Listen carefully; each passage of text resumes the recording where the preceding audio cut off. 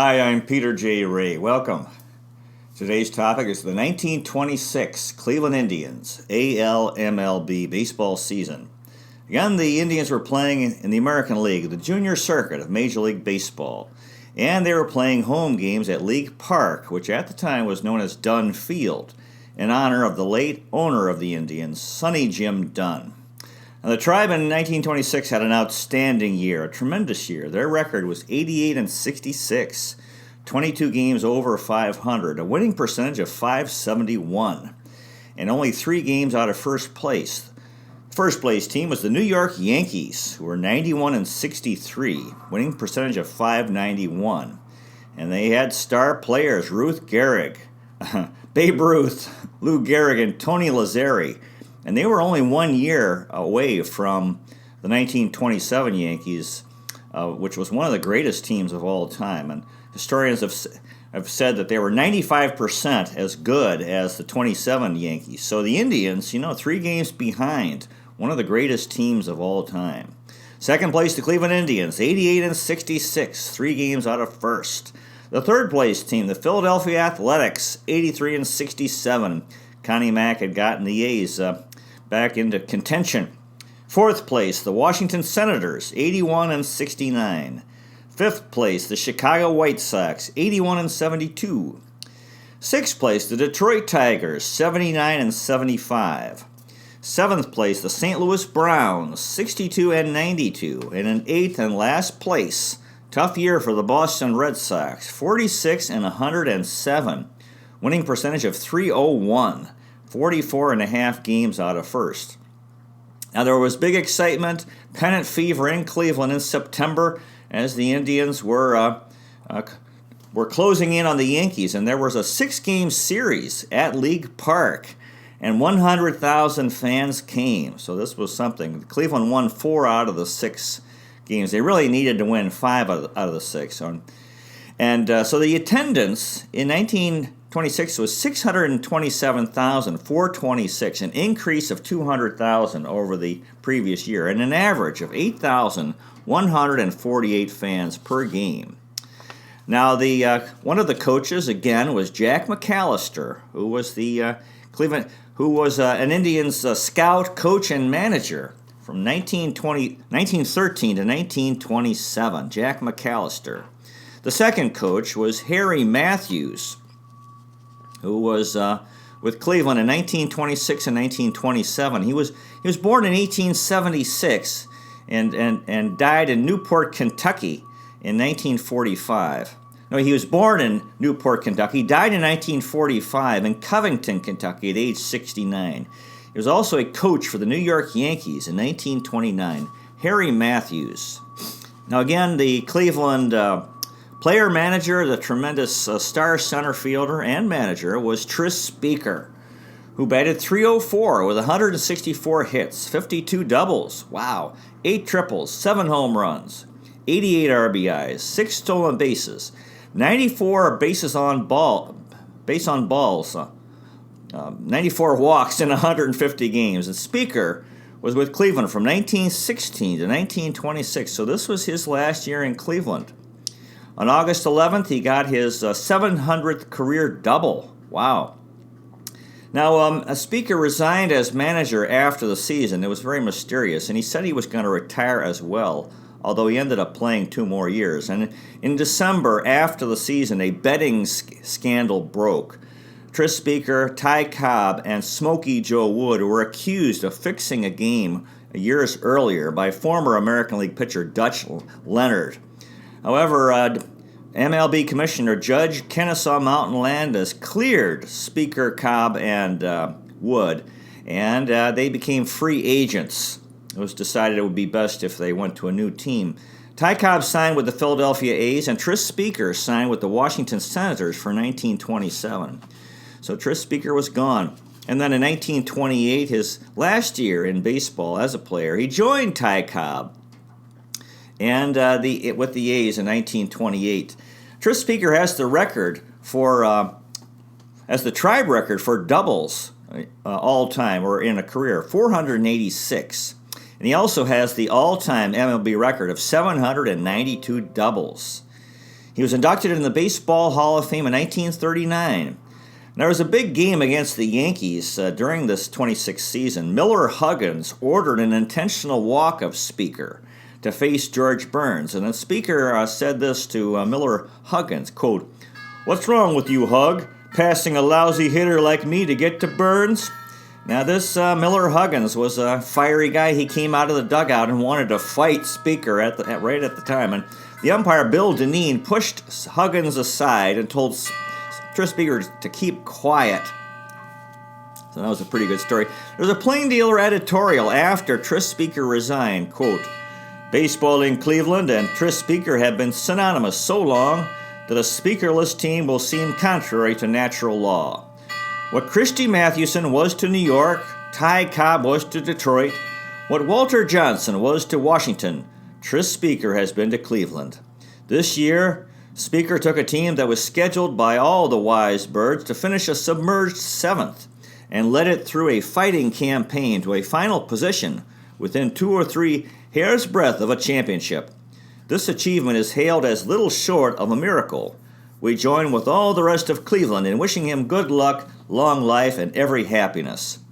As Cleveland manager, Tris Speaker's record, he won 616 games, lost 520 for a winning percentage of .542, which is very good.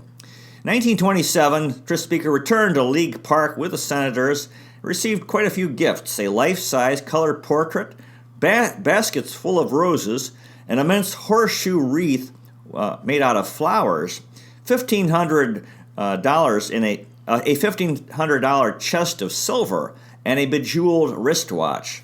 During the game, the Cleveland fans yelled, quote, "Hit it against the wall, Spoke! Hit it against the wall!" So in 1928, Connie Mack, Ty Cobb, and Tris Speaker were all together with the Philadelphia A's, and that was the end of his playing career in MLB. In 1929, he was a player-manager for the Newark Bears in the minor leagues. And in 1931 and 32, he was a radio broadcaster for NBC doing Cubs and White Sox games. He also broadcast some Tribe games from time to time over the years.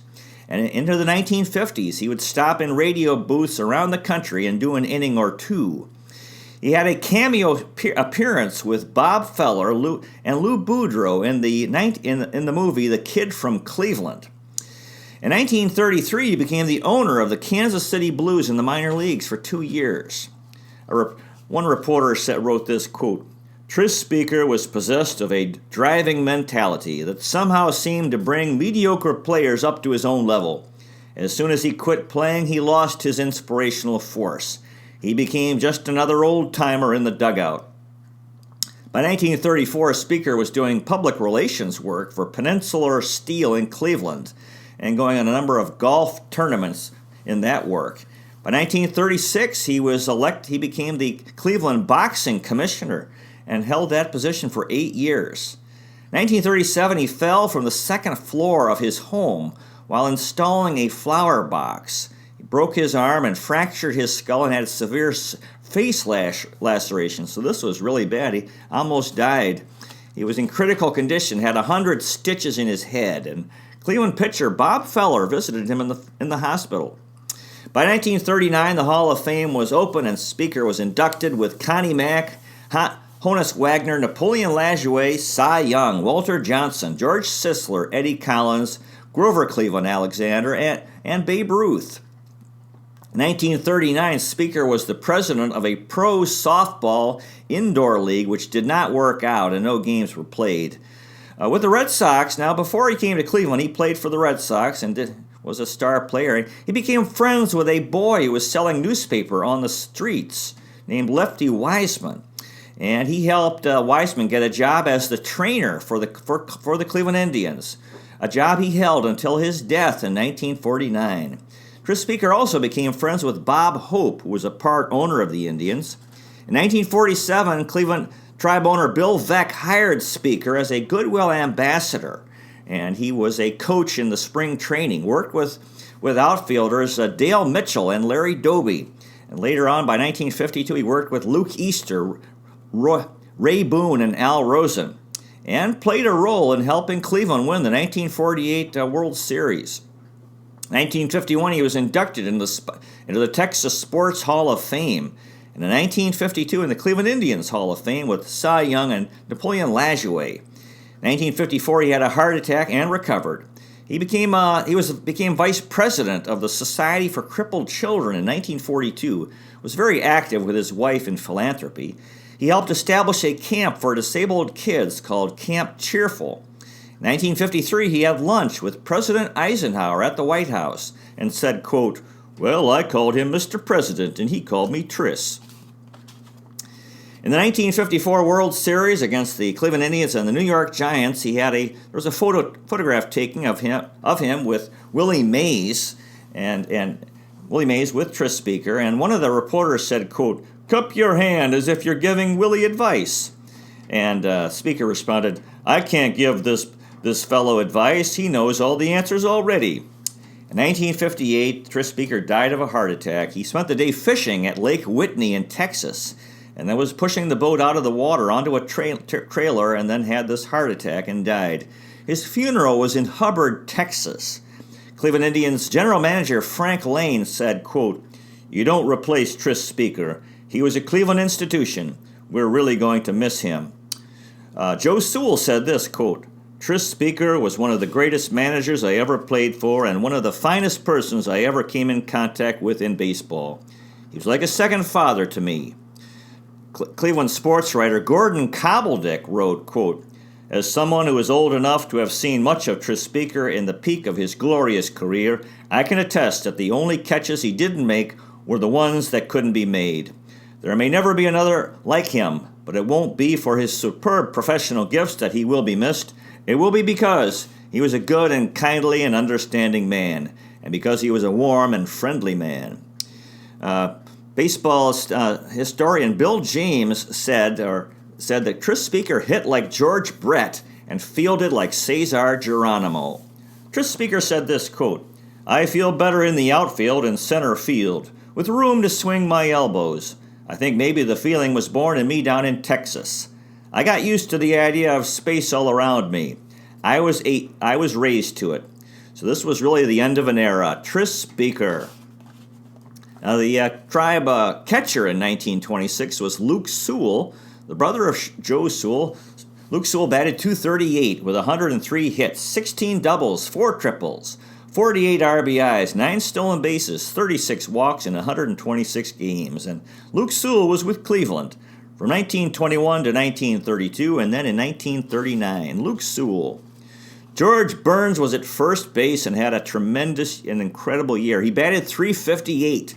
216 hits. My goodness. 64 doubles. Holy cow. 3 triples, 4 home runs, 115 RBIs. Golly. 13 stolen bases, 28 walks in 151 games. And Burns was with Cleveland from 1920 to 1921, and then from 1924 to 1928. And he was the American League MVP in 1926. And his 64 doubles was a record, which has only been once bettered since. Incredible year for George Burns. Freddie Spurgeon was at second base. Spurgeon batted .295 with 181 hits, 31 doubles, 3 triples, 50 RBIs, 7 stolen bases in 149 games. And Spurgeon was with Cleveland from 1924 to 1927. Freddie Spurgeon. Joe Sewell was our outstanding shortstop in 1926. He batted .324 with 187 hits, 41 doubles, 5 triples, 4 home runs, 84 RBIs, 17 stolen bases, and 65 walks in 154 games. He played every game, and Joe Sewell was with Cleveland from 1920 to 1930. He's in the Baseball Hall of Fame. Rube Lutzke was at third base. Lutzke batted .261 with 124 hits, 28 doubles, 6 triples, 58 RBIs, 6 stolen bases, and 34 walks in 142 games. And Lutzke was with Cleveland from 1923 to 1927. Rube Lutzke. Charlie Jameson was in left field. Jameson batted .299 with 166 hits, 33 doubles, 7 triples, 2 home runs, 43 RBIs, 9 stolen bases, 53 walks in 143 games. Jameson was with Cleveland from 1919 to 1932, and he's in the Cleveland Indians Hall of Fame. Another outstanding year for Charlie Jameson. Homer Suma was in right field. Suma batted .308, really good. 179 hits. Wow, 31 doubles, 6 triples, 4 home runs, 78 RBIs, 15 stolen bases, 47 walks in 154 games. He played every game. And Suma was with Cleveland from 1922 to 1928. Homer Suma. Now the bench players included Glenn Myatt, who was a spare catcher. Myatt batted .248 with 29 hits, 5 doubles, 2 triples, 13 RBIs, a stolen base in 56 games, and Myatt had a good run in Cleveland from 1923 to 1935. Glenn Myatt. Ike Eicherot was an outfielder. He hit .313 with 25 hits and 80 at-bats, 7 doubles, a triple, 7 RBIs, a stolen base in 37 games, and Eicherot was with Cleveland from 1925 to 1927. Ike Eicherot. Ernie Padgett played some third base. Padgett batted .210 with 13 hits and 62 at-bats. He scored 7 runs, had a triple, 6 RBIs, a stolen base, 8 walks in 36 games. Padgett was from Philadelphia, Pennsylvania. He died in East Orange, New Jersey in 1957 at age 58. For his career, he batted .266 with 1 home run and 81 RBIs.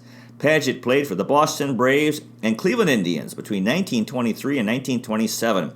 He had an unassisted triple play on October 6, 1923. They called him Red.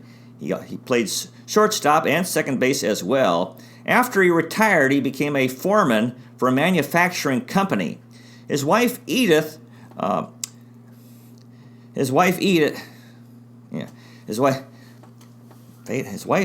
So Joseph was fatally.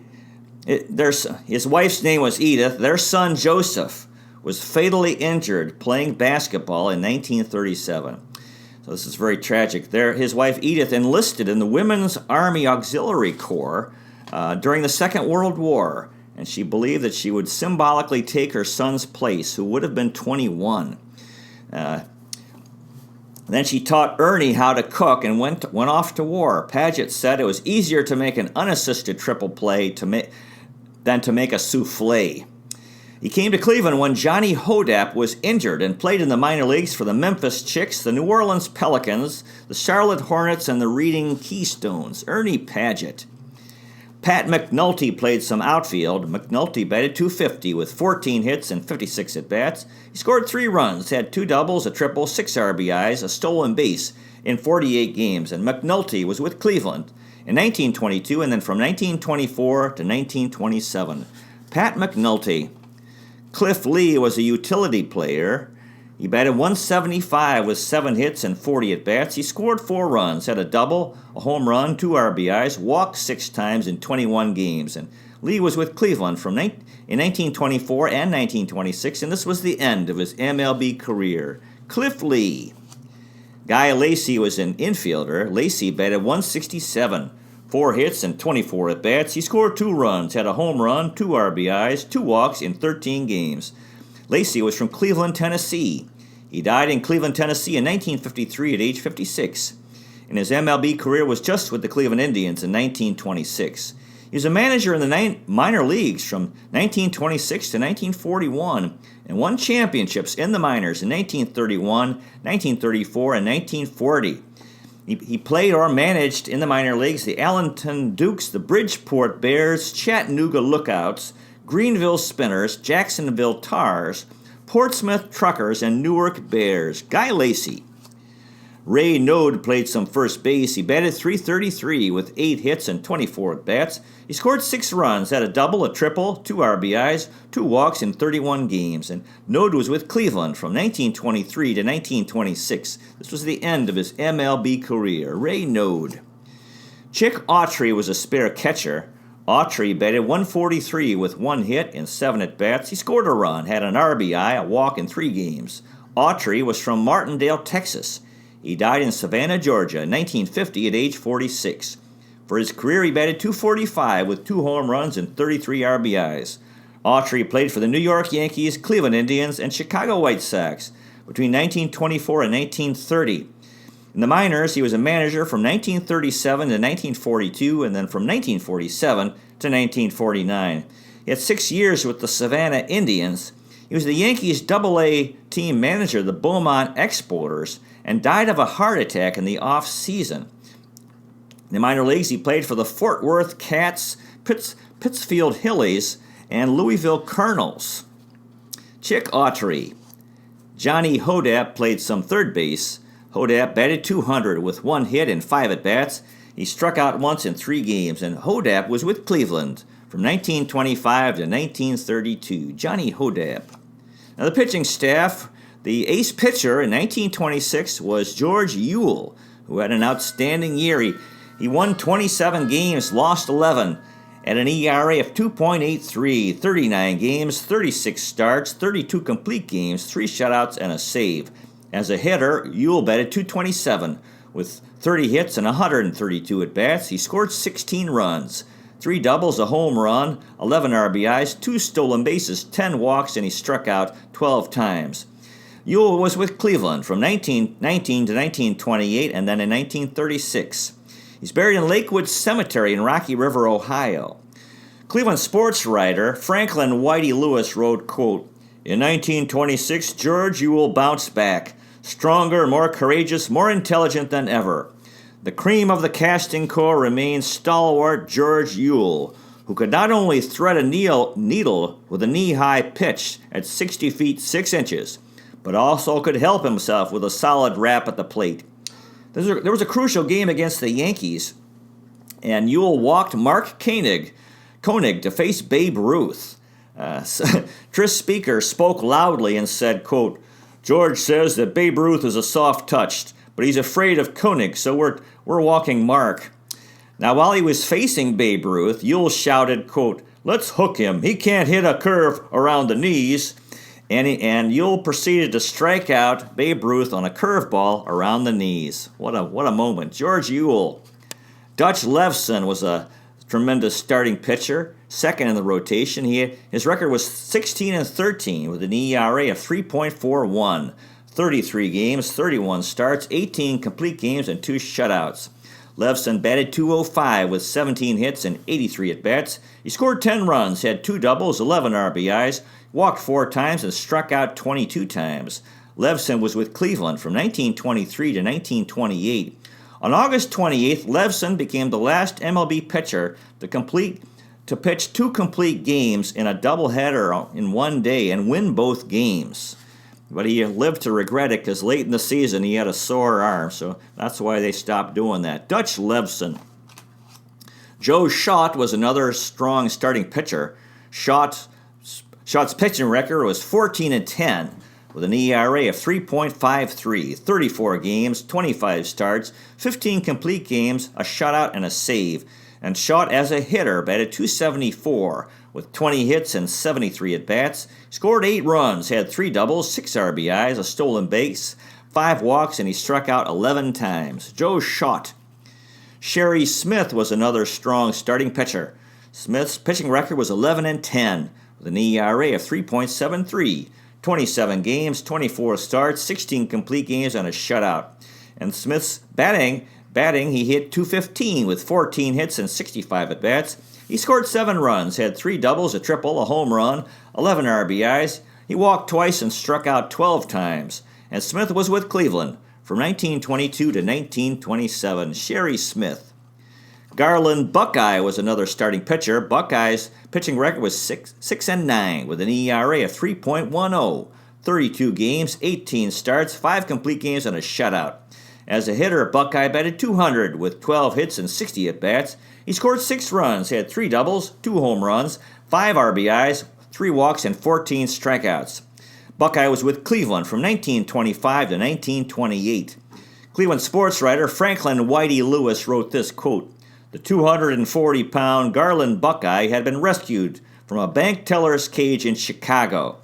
In a crucial game against the Yankees in September, he walked Babe Ruth 4 times and then struck out Lou Gehrig with the bases loaded to win the game 2-0. Garland Buckeye." Jake Miller was another pitcher. Miller's pitching record was 7-4 with an ERA of 3.27, 18 games, 11 starts, 5 complete games, 3 shutouts, and a save. Miller's batting average was .083 with 2 hits and 24 at-bats, 2 RBIs, a walk, and he struck out 10 times in 18 games. Jake Miller was with Cleveland from 1924 to 1931. Jake Miller. Ben Carr was another pitcher. Carr's pitching record was 5-6 with an ERA of 5.00. 30 games, 7 starts, 4 complete games, and a save. And Carr batted .222 with 10 hits and 45 at-bats, 5 doubles, 4 RBIs, in 31 games. And he was with Cleveland from 1925 to 1927. Ben Carr. Willis Hudlin was another pitcher. Hudlin was 1-3 with an ERA of 2.78. 8 games, 2 starts, a complete game, and 32 in the third innings pitched. Hudlin batted .125 with 1 hit and 8 at-bats, 2 doubles, a walk. He struck out twice in 8 games. Hudlin was from Wagoner, Oklahoma. He died in Little Rock, Arkansas in 2002 at age 96. For his career, he was .158 and .156, an ERA of 4.41 and 677 strikeouts. Hudlin pitched for the Cleveland Indians, Washington Senators, St. Louis Browns, and New York Giants between 1926 and 1944. His career highlight was in 1927 with Cleveland. He won 18 games. In 1940, he played on 4 teams, the Cleveland Indians, Washington Senators, St. Louis Browns, and New York Giants. He also gave up Babe Ruth's 500th career home run. After he retired, he became a manager in the minor leagues for the Little Rock Travelers. He was also a Detroit Tigers coach and a New York Yankees coach. He scouted his son James, who was offered a pro contract but was drafted and went off to the Vietnam War, so did not play Major League Baseball. Willis Hudlin. Ray Benj was another pitcher. Benj was his pitching record was 1-0 with an ERA of 3.86. 8 games and 11 2/3 innings pitched. As a hitter, Benj batted .333 with 1 hit and 3 at-bats. He scored a run, had a double in 8 games. Benj was with Cleveland from 1925 to 1926. So this was the end of his time in Cleveland. However, he continued in the major leagues until 1938. Ray Benj. Norm Lehr was another pitcher. Lehr, as a pitcher, he had no decisions and an ERA of 3.07, 4 games and 14 2/3 innings pitched. He batted 4 times, did not have a hit, and struck out once in 4 games. They called him King, and his MLB career was just with Cleveland in 1926. He was born in 1901 in Rochester, New York, and died in 1968 at age 67. Norm Lehr. And finally, By Speece was another pitcher. He had no decisions. As a pitcher, an ERA of 0.00. 2 games, 3 innings pitched, and 0 earned runs allowed. And in 2 games, he did not bat. He was with Cleveland from 1925 to 1926, so this was the end of his time in Cleveland. However, he continued in the major leagues until 1930. By Speece. After the regular season, the World Series was played, and the New York Yankees, the American League champions, were defeated by the National League champions St. Louis Cardinals 4-3. This was the first of, up till now, 11 St. Louis Cardinals World Series titles. The Yankees had manager Miller Huggins and Hall of Famers Earl Coombs, Lou Gehrig, Waite Hoyt, Tony Lazzeri, Herb Penock, and Babe Ruth. The Cardinals had Rogers Hornsby, Grover Cleveland Alexander, Jim Bottomley, Chick Hafey, Jesse Haynes, and Billy Southworth. Now, the World Series ended very strangely. Babe Ruth was caught stealing in Game 7, and that's how the 1926 World Series ended. So that's the story of the 1926 Cleveland Indians. They had an incredible year. They're 3 games behind a very strong New York Yankees team. So it's a year to be proud of. God bless the fellows who played for the Cleveland Indians in 1926 and everyone else associated with the team, including the fans, especially the Civil War veterans, Spanish-American War veterans, and First World War veterans. Captains of the Cuyahoga, lovers of Lake Erie, Terminal Tower Power, fans of the Free Stamp Statue and the Fountain of Eternal Life, Euclid Avenue Electricity, Severance Hall Stalwarts, Cleveland Museum of Art enthusiasts, First Energy Stadium friends, Progressive Field pals, Quicken Loans Arena enthusiasts, Tribe, Browns, Cavs, Monsters, and Gladiators rule. Cleveland, city of champions. Cleveland is the best location in the nation on the north coast of America. New York is the Big Apple. Cleveland is a plum. Before you know it, it'll be opening day 2019. Go Tribe. Thank you so much for watching. I really appreciate it. God bless you. Take care, and I'll see you next time.